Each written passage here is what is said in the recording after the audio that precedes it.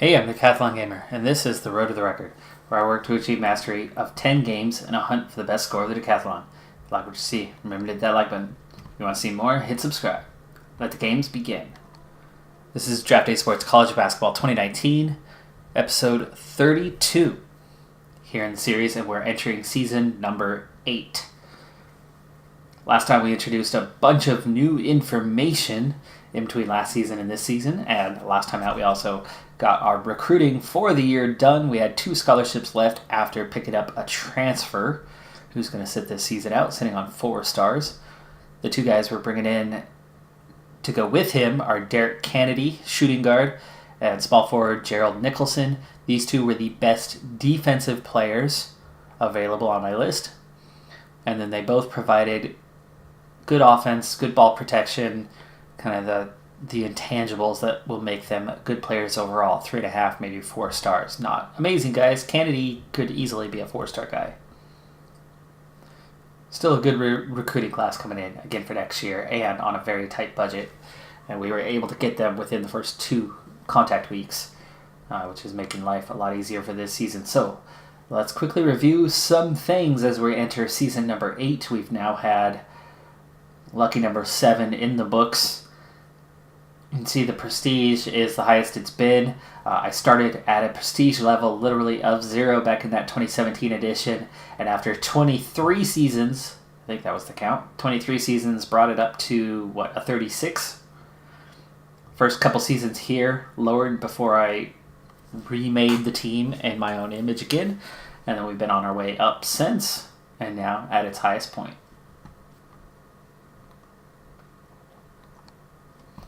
Our season recaps, the record wasn't as good this last year at 22-11, but we had our 4th straight 20-win season, and we got the furthest into the tournament that we've been by getting to the round of 8. And also our 4th straight NCAA tournament bid. I'm not so sure we're going to get there this season, though. We'll kind of get into that, but that's where we're at on that one now. In terms of school records, Watkins has had the best individual game performances, at least in terms of field goals. For 3-pointers, Granberry's hit 7 in a game twice, including against Wichita State, who we'll be playing against this year.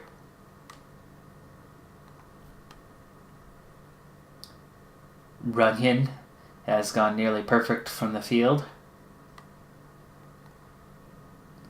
Bellamy has gone perfect from the field for 3. I don't know how many makes that is. Our best single game performance is 37 by Brian Watkins back in 2022. He also had 30 in a game that season, and Rick Scott's had a couple 30-point games. Clint King, his best performance was against UMass with 29. Granberry last year also scoring 29, and that was against Wichita State. Let's go ahead and look at rebounds here. Clint King all over the top end of that list with the top 14 spots. Well, Runyon, Granberry equaling.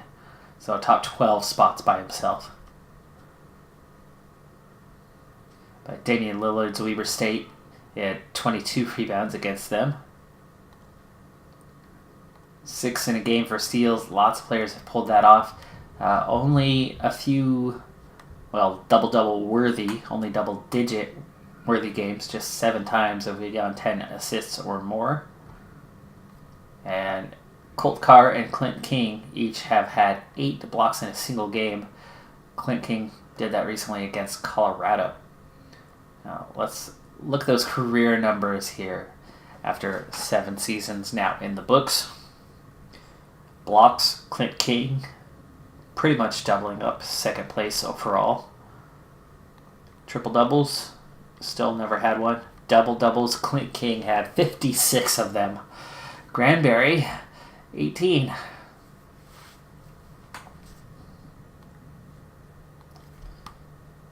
Okay, the blocks we already looked at. Steals, Brian Watkins exactly 200 in his career. Rebounds, Clint King, of course, is going to lead this one, and by a good margin, but Justin Granberry grabbed a lot himself in 4 years. Remember, these guys were came in as freshmen together. What a class that was. Donnie Jefferson, Runyon, long ways behind. But those are all recent players, so you can definitely see why that was our best period. Brian Watkins, most assists, but only slightly above Ramey. But Watkins did that as a shooting guard. Points, kind of close. Clint King is our all-time leader in that department, even though he really wasn't a prolific scorer. He was just consistent in getting the job done. Watkins definitely was a scorer, but he did assist well, so he would pass it off from time to time. But Granberry's right up there in third. 3-point percentage, only a few guys have ever gotten high enough on attempts. Field goal percentage, Clint King. Again, short list on that one on enough attempts. Edward Ramey's made the most three-pointers. Granberry just 3 behind him. Free throws, it's Watkins and Clint King level at 258 for school leaders. And field goals made, it's Clint King by 4 over Brian Watkins. And then they've got a really good margin to Granberry. So we're really, really going to miss King and Granberry this season for sure. Go ahead and take a look at the depth chart. I've already worked this all out in between episodes. Derek Webb is redshirting this season, the freshman point guard. He's only 1.5 stars, and it looks like he's only capable of 3. But he's a good defender. That's the main reason why we brought him in, and a good ball handler. Okay, so Nicholas Davies is the center, the transfer we brought in. That's why we only had 2 scholarships left available. 4 stars. He's going to have to sit this season out. You can see he's already a 53 on defense, and he's a good ball handler and a good rebounder. So he's going to be really successful for us, albeit next year. And then we have 3 walk-ons. Oh, no, you don't. 3 walk-ons here. Campbell, Largent, Jackson. And they're all at least 1-star capability. Campbell's a little bit better than the other 2. But none of them have organized minutes, so they'll barely play kind of as needed. So we've got a 10-man squad this season. Hampton, just 1.5 stars out of 3.5 stars. He is one of our freshmen in 7 foot 1 inch. And then you got Thomas, 1.5 stars out of 4. Nick Few, still only slightly improved from last year. I believe he was 1 star out of 4 a year ago.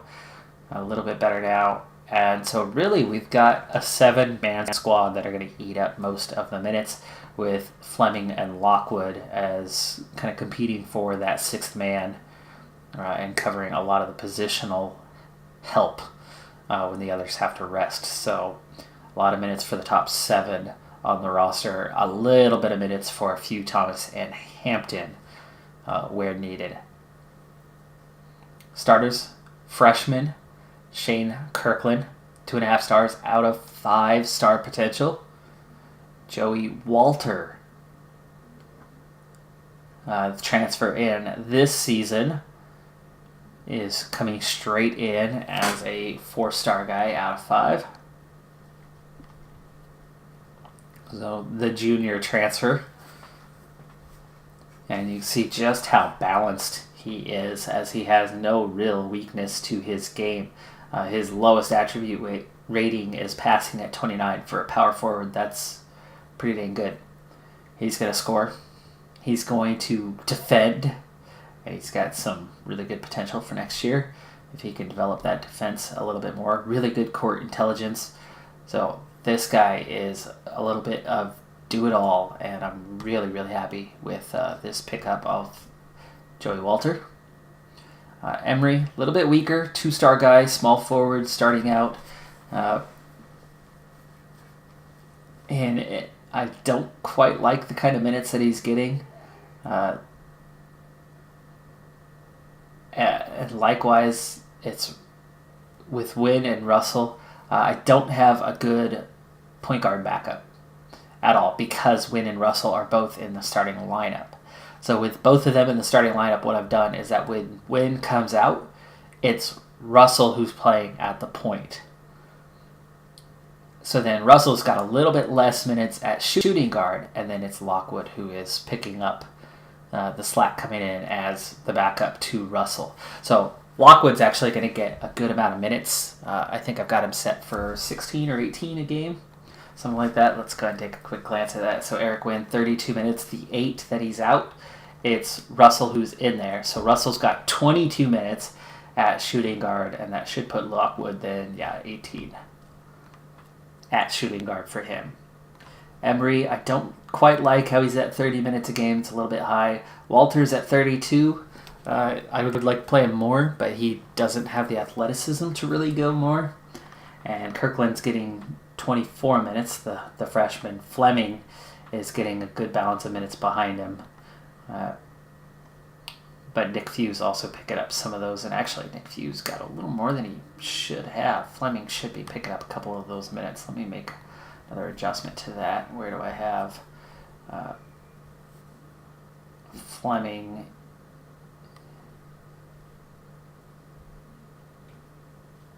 Like this is Hampton. Hampton has just 4 minutes. Late in the game like that, that's a little worrying.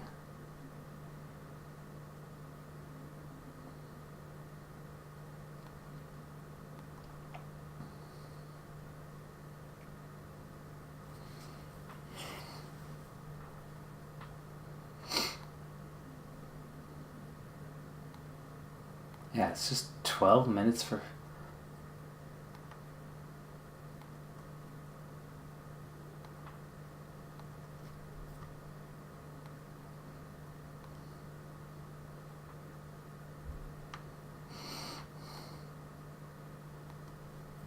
I don't think Hampton should be the one here. I'm going to take Fleming, give him 2 more away from Hampton. He's definitely the better player on that one, so we'll get him up there. All right, so season ready to begin. Here are our first 4 opponents. I do not make the schedule. You saw, if you saw the last episode, you would have seen what they produced for us, and we've got a string of home games to open the season.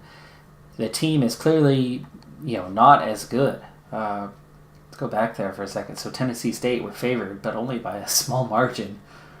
Let's go to ratings. So overall, Walter, 4-star guy, he's going to have a great season. But Davies ineligible this season. He's got to sit this season out. Eric Wynn's 3.5 stars. Russell's 3 stars, but it starts dropping off pretty quick. Kirkland 2.5. Just a few guys at 2 stars, and then we're down to 1.5. So really, wow, we're not deep this season at all, and we cannot afford injuries. This could be a tricky season for us, and hopefully we do not find ourselves relegated as we face that real possibility. I do think we have that favorable schedule, and we'll get a fair amount of wins. St. John's looks like one time where we're overmatched in that, it doesn't show here, the tournament that we're participating in, the Invitational. But let's go ahead and get to our first game of the season, and then we'll try to sim through as many as we can after that. Let's see if we can't get all the way through the non-conference schedule.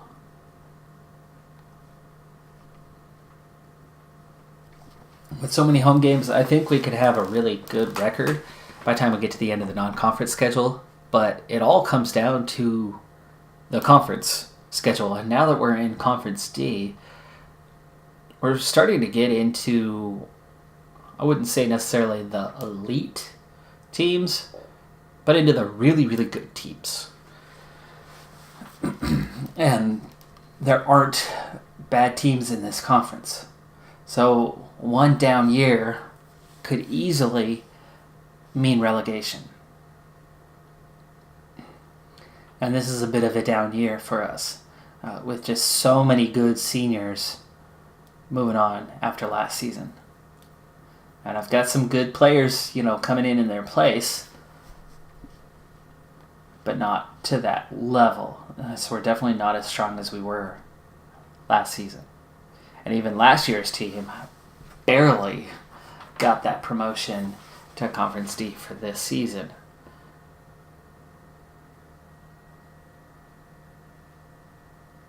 So mid-table will be fortunate.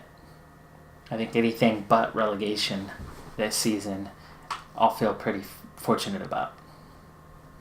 So we have one senior in Eric Wynn. That's the only senior on the roster right now, actually. We had, after the transfer, we have one scholarship still left over from last season. That's why I had 2 scholarships to give out. Wynn graduating plus 1 current vacancy. But then we have 2 sophomores, a junior transfer, and a freshman, and the starting 5. Now the beautiful thing is that only Wynn is going to be gone next season.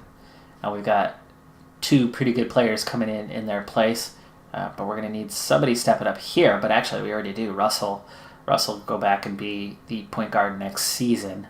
And actually, when I first got into the depth chart, it had Russell as the point guard and Wynn as the shooting guard. But Wynn is a better ball handler and ball distributor. So for that, I've got him at the point guard position.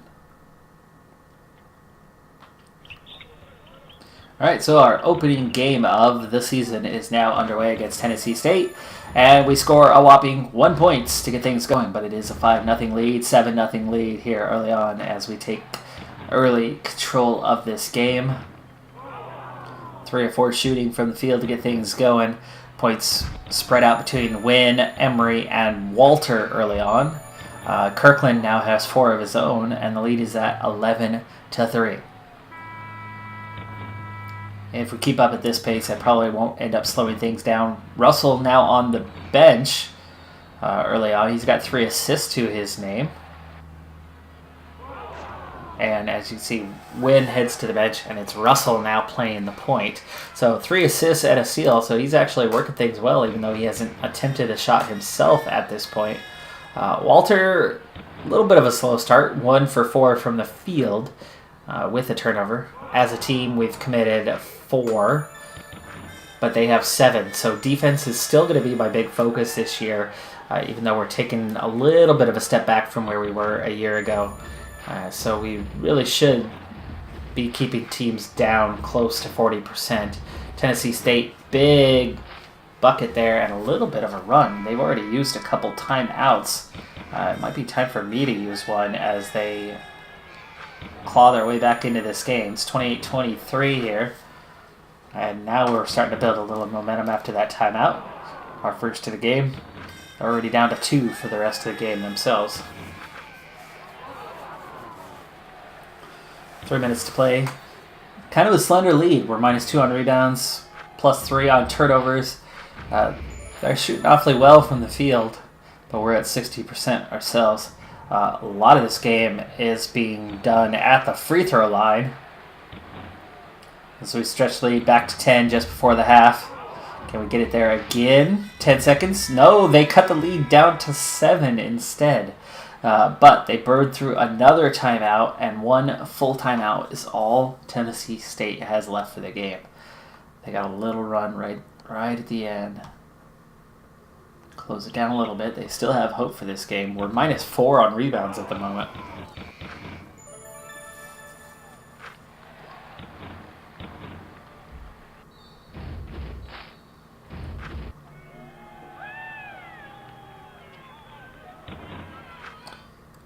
We're just over 50%, but they are at 50% themselves. So that little run they got came mostly off of just making shots. Leads at 8. Couple kickballs. Making good stops on D here. 10-point lead. Player-wise, Lockwood's got 10 points now. Kirkland's got 10, and Russell has 14. So Russell really getting the job done today. 6 assists, 14 points for him. 3 steals, just 1 turnover, 4 of 6 shooting. But Lockwood doing really well off the bench as well. Wynn, a little more of a quiet game. Nick Few has 3 fouls. Walter has 4 fouls. Fleming's got 7 boards. Kirkland's got 7 boards. Kirkland could be on his way to a double-double or possibly our first triple-double if he really gets those steals going. Got 8 rebounds right now for him. And the lead is now 24, so we are running away with this thing. Rebounds went from a deficit to now a +5. Turnovers is now a +8. Our field goal percentage continues to rise. Theirs continues to decline. And that's really opening things up for us here. 4 minutes left in this one. We've got the momentum. Big three-pointer there, 80-55.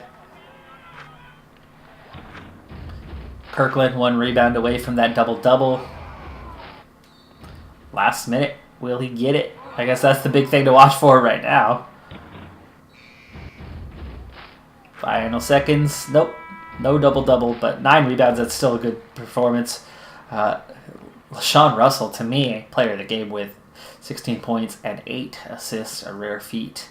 And he's spending half the game playing shooting guard, not point guard. Campbell played final moments there. Wynn still had a decent game, except for, 4 turnovers. Lockwood, though, really good off bench, 16 points, 7 of 7 from the field.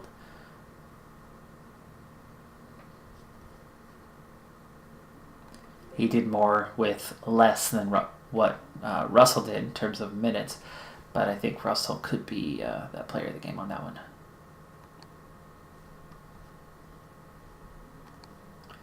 Just curious who they pegged. Is it, Russell, player of the game.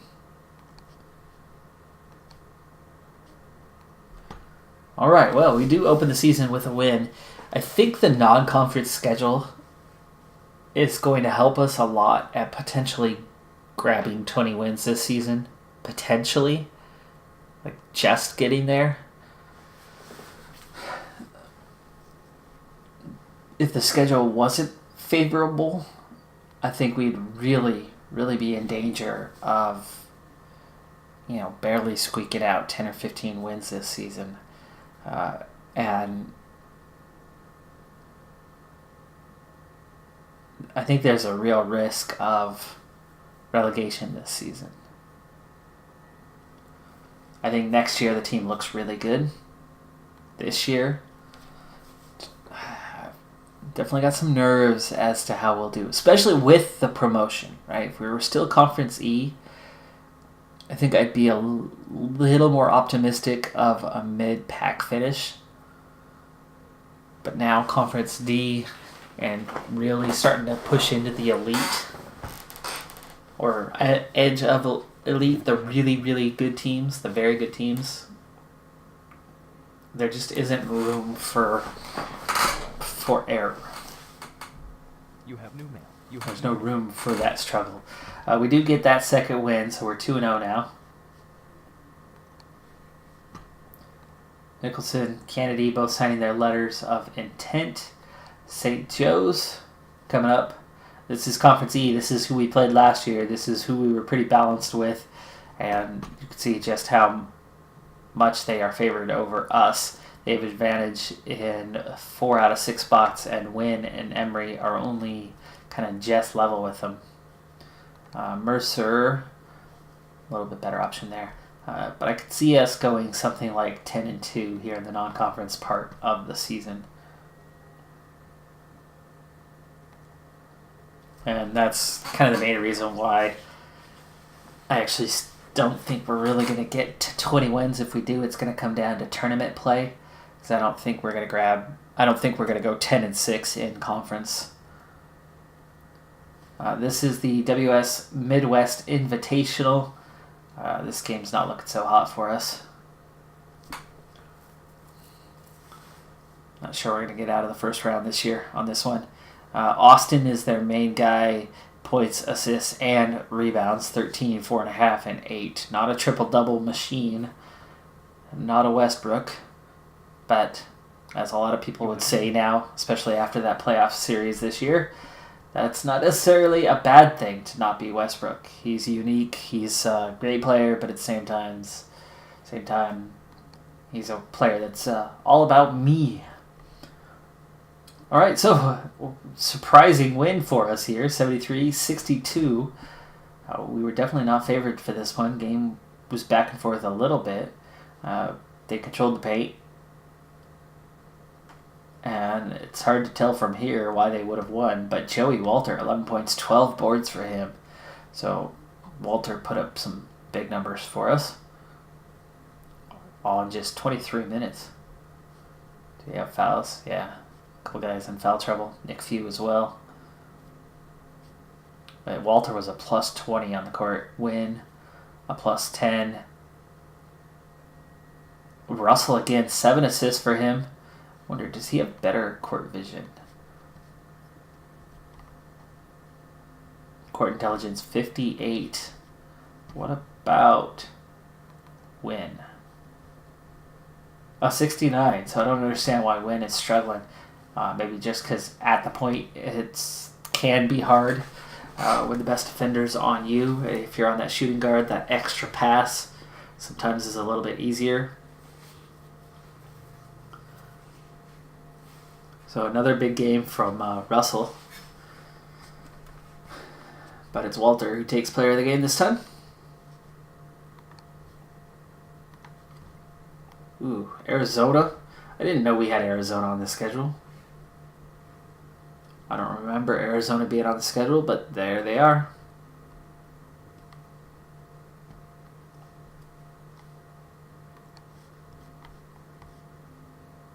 Oh, that's why. They weren't on the schedule. It's the next round of the Invitational here. Why don't I go WS Midwest Invitational? Let's see who's actually here, huh? So Michigan picks up the 1 seed for this Invitational. East Carolina 8. You got Wisconsin and Oregon State, St. John's and us, and then Arizona and Georgia Southern. Arizona knocks off Georgia Southern. 8-point victory for them. East Carolina knocked off Michigan to get into the second round of this. So this is the semifinal already of this tournament.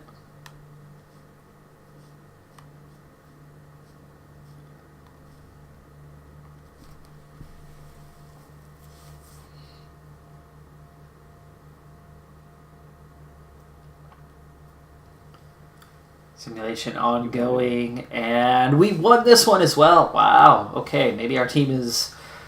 I can't say we're better than I thought. I mean, we are what we are, but we have a good defensive team, and it's showing. We held both St. John's and Arizona to 62 points. So, in many ways, we are not as good as we were a year ago, but more and more, I'm building a quality defensive team where everybody's capable defenders. And it's the same thing with Nicholson and Kennedy coming in for next year, as they were the two best defenders available. Neither of them are A's, but both of them are really solid B's in that respect.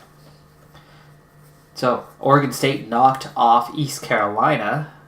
I don't know if that's a knockoff when it's 5 seed, 8 seed, but the Beavers, our recent conference rival, are back up. This is an in-state matchup here, as we are both playing out of the state of Oregon. Corvallis... I make the drive down to Eugene because I went to U of O, not Oregon State, but, hour, 45 minutes away from Portland? It's been a while since I've actually gone to Corvallis. Let's go ahead and take a look at this matchup. I doubt that we're going to be favored for this one. Like us, they are 4-0. It's pretty close. We've got a chance here. They've got an edge, Sandin over Kirkland and the bench, of course. Our bench isn't going to do anything this season, but Lockwood continues to put up big numbers. So we do have two decent players on the bench, and they are taking the majority of the minutes. So our bench as a whole might not be very good, but I think my use of minutes, as long as we can stay healthy this season, we can get some results. And also, now that we've picked up already a couple wins here, if we can get one more and start 5-0, we could maybe be 12-1 non-conference or something like that. 13-1. Get some extra games out of it.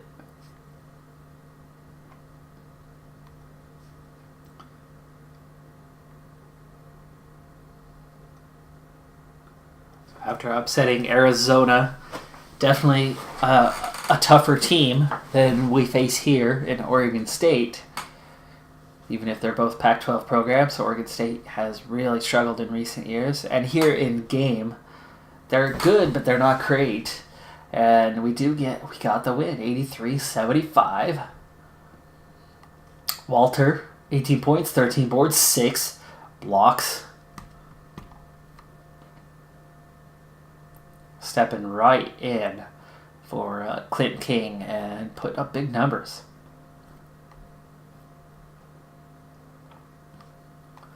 Turnovers a little high for my liking, 15 for the game, but I would imagine they're not higher. But they did shoot the ball poorly, and that's going to be a consistent theme throughout the season for a lot of our opponents. Is they should be shooting poorly, and overall, my team is shooting a bit better than we've been. Chris Emery, freshman, right? Freshman, Emery? No, sophomore. Okay. But just 2 stars, and yet 9 of 12 from the field, 4 of 6 beyond the arc, 4 steals, 22 points for him. So, guys getting the job done. And we win that little mini tournament, the Midwest Invitational. Wolverine Studios Midwest Invitational.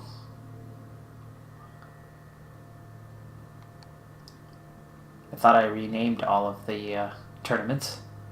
Maybe I need to do that again. There's been a couple updates. I wonder if it reset the tournament names. Curious, what do we have?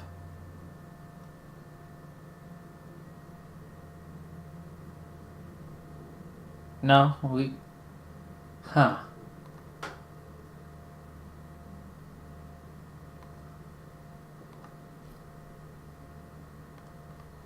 It's weird that one is there, and the other ones are all the actual tournaments. Curious. Well, regardless, we have a fantastic start to the season at 5-0. I don't expect it to last. Like I said, I think we have a really favorable non-conference schedule that's really helping us out. Picking up some wins here early on. I think once we get into the conference schedule, we're going to face a lot tougher teams. However, we just played 3 really good teams.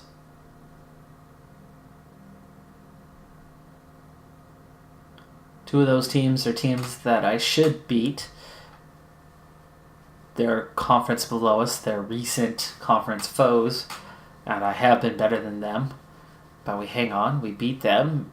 Of course, now we're in that one more conference higher, so not sure if we're going to keep that up. That could be a good sign that we could do better than I thought this season. Neutral territory, 2-0. I think we might struggle on the road, though, this season, at least in conference. But then, huge win against Arizona. I mean, that's Conference B. We had 1 game finishing this week out. We're perfect, 6-0. We can see our RPI actually is not. Well, that was before this week. We'll see how much that's going to jump a lot. You have new mail. You have new mail. Like 6. What the heck? What a week, huh? We're ranked at the moment, 15th in the nation. I don't think it's going to last. I don't think we're going to finish the season ranked. But there's Oregon State, who we played in the final. They got ranked out of that too by getting there. So, fantastic results for us to start the year off. And this is really helping build that profile coming up on the tournament time. Especially as things are going to get a little bit tougher down the stretch. And by a little bit, I mean a lot. Because those last few games, which we won, we've got to replicate that throughout the year. But I'm just not sure we're going to be that good. But with a nice 6-0 start, maybe, just maybe, we could pull it off. Next, St. Joe's, our fourth out of 5 games. challenging opponent. They're just 2-2, and we are at home, so it is possible that we could win. But St. Joe's is favored to win this game. But we were favored to lose every single game in that tournament, and somehow won. So on paper, we're not as good this year. But maybe in practice, maybe the way I've got the minutes set, combination of factors, whatever, I've got the right players in place. So far, we've managed to get the job done. So St. Joe's is really the last challenge I think we have in the non-conference schedule. I think we've got a pretty easy run of games after that. And we're 7-0. We're 7-0. So we won that game as well. So, I don't know, maybe, am I worrying for nothing? I mean, we're a perfect 4-0 against quality opponents. I'm not really counting those other 3 games because we're going to get nothing but quality opponents in conference.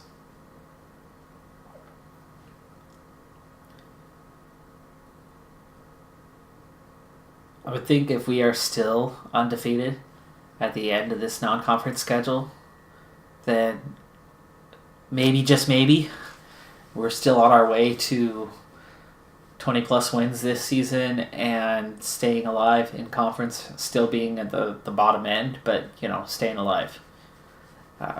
Sadly, I think that really is going to take a perfect record at this point because, as far as I could tell from what I looked at when I looked at the schedule, there's nobody left the rest of this portion of the schedule to give us trouble. It's nothing but home games, which is crazy. 8-0 as we beat Mercer as well. I think our rank and RPI actually could drop after that week because, no, St. Joe's is a good team, so maybe we'll stay up there. You have new mail. Yeah, rank goes up, RPI goes down a couple spots, but still, we're in a good place.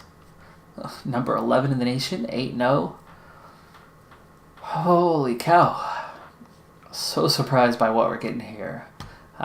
Quick look at the stats, 8 games into the season. So Joey Walter, right about 14 a game. Russell's getting over 5 assists a game. It's Walter again on the rebounds, nearly 8 a game. What he's also adding, that extra dynamic, is the blocks, 2.5. Kirkland getting a couple steals a game, so it's really difficult for teams to get the ball into the post right now. Offensively, 18th in the nation right now. So we're scoring so much better than a year ago. Defensively, again, we're really making things difficult on teams. Half of our games so far have been against really good opponents. Half of them have been, a little easier to score. Portland coming up. They're 4-1 this season. They're looking good. And yeah, game prediction, we don't have that big of an edge. So Portland's put themselves together a decent team finally. They did beat us, though, a couple years back. We were on the road, though. We'll be home this time.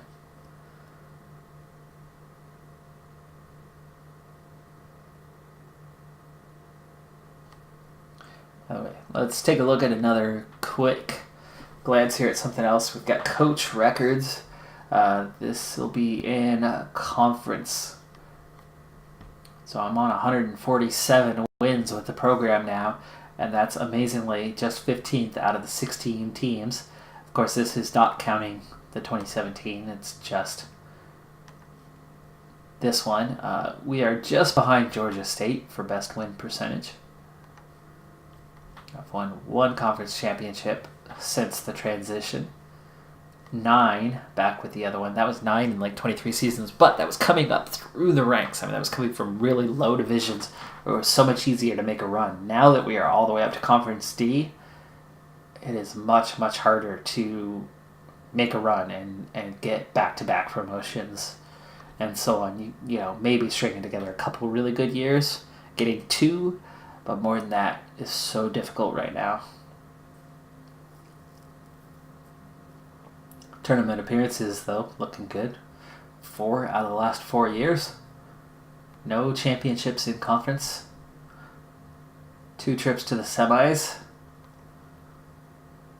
Round of 16, we're on that list.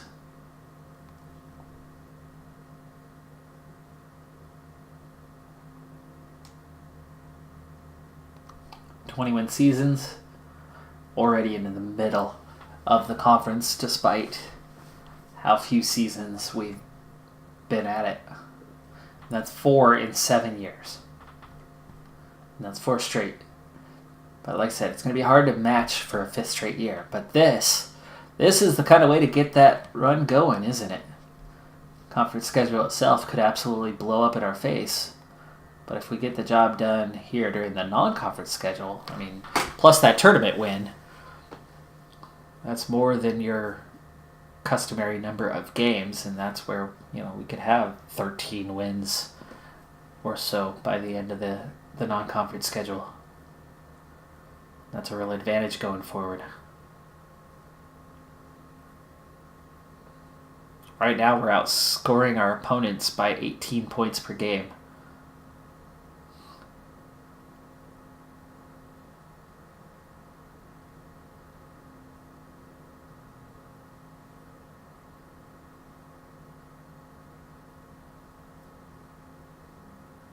George Mason just 2-4.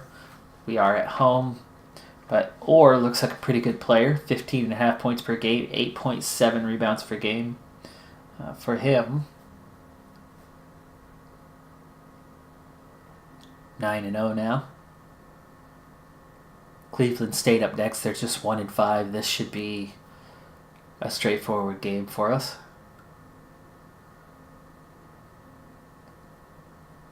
I have to knock on wood here before I say this, but no injuries thus far through the first 9 games of the season.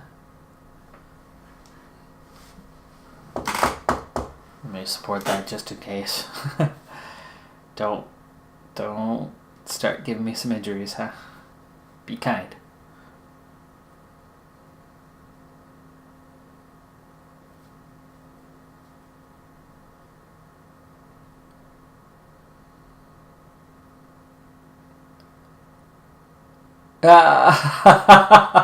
Cleveland State 1-5 and we lost. This is what I was talking about. This is why I was saying this team is not as good as it would seem. I mean, it's a beautiful start, but we just lost to a 1-5 team. That's many divisions below us. Tulsa, small advantage. I mean, are we even ranked now? Still 15th, huh? RPI drops 21 spots. We only dropped 4 spots in the rankings.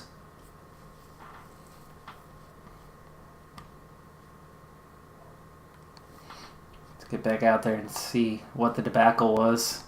We lose 74-67 in this one.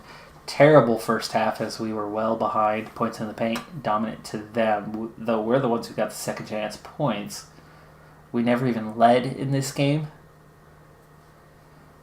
Emory 2 for 12 from the field. Walter 14 points but only 7 rebounds today. Kirkland had 12 points but only 1 rebound. Our center had 1 rebound in 22 minutes. Russell 4 assists. Wynn had 4 assists. Lockwood 7 points off the bench. Not sure where we went wrong other than we shot 41% from the field and they shot pretty well. And free throws. Oh my goodness, 25 for 27 while we were 12 for 20. There's a 13-point gap in the free throws, and that seems to be the difference, along with Emory had 4 fouls, Kirkland had 4 fouls, Russell had 3 fouls. Their center fouled out of the game, but I'm guessing that was probably late.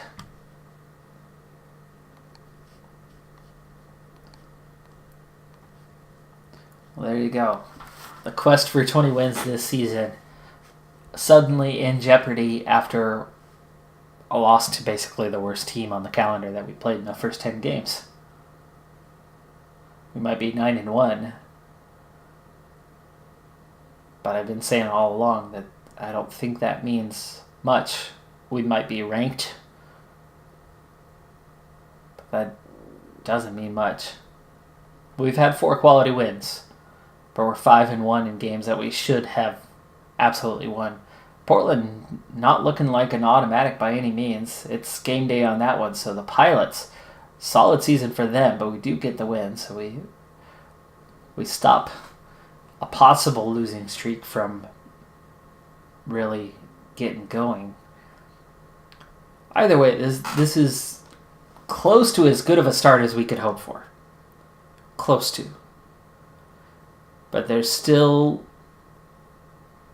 reasons to be nervous because I'm in a good conference, and like I've been saying the last few years, these top few conferences really start just beating up on each other.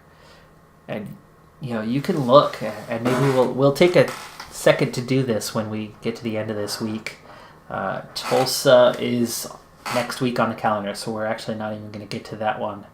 And I'll do those few games off camera to wrap up the non-conference schedule. We'll get into the conference schedule to start the next episode.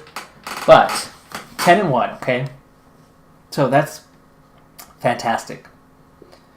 But we're going to look at something here. We're going to look at the standings for the top 4 divisions briefly and see where everyone's at right now. And don't get me wrong, there's going to be some losses. There are. We've had one. Watch this. Let's start with Conference A. 12-0, 11-0, 10-1, 9-0, 9-1, 9-2, 8-3. There's a couple teams struggling. There's only 3 teams outside of the top 25 in Conference A.